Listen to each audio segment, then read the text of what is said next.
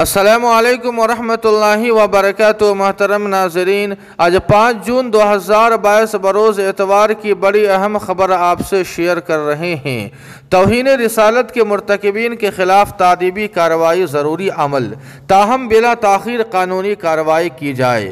مولانا حکیم الدین قاسمی، ناظم عمومی جمعیت علماء ہند۔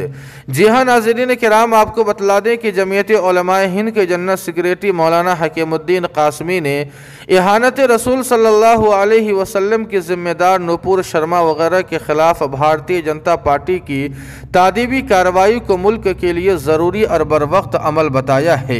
انہوں نے کہا کہ توہین رسالت سے بڑھ کر کوئی فرقہ پرستی نہیں اور نہ اس سے بڑی کوئی دل آزاری ہے، اس لیے ہم امید کرتے ہیں کہ قانون نافذ کرنے والی ایجنسیاں ان کے خلاف بلا تاخیر قانونی کارروائی عمل میں لائیں گی اور قرار واقعی سزا دیں گی۔ نیز ایسے تمام افراد کے خلاف کارروائی ہوگی جو لگاتار اہانت رسول پر مصر ہے۔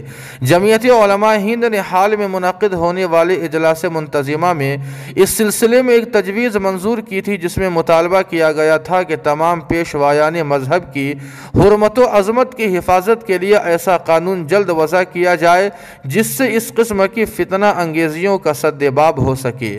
جمعیت علماء ہند کے صدر مولانا محمود اسد مدنی نے سپریم کورٹ میں بھی ایک عرضی داخل کر رکھی ہے کہ سپریم کورٹ اپنے جاری کردہ گائیڈ لائن پر عمل درآمد کے لیے سرکاروں کو مجبور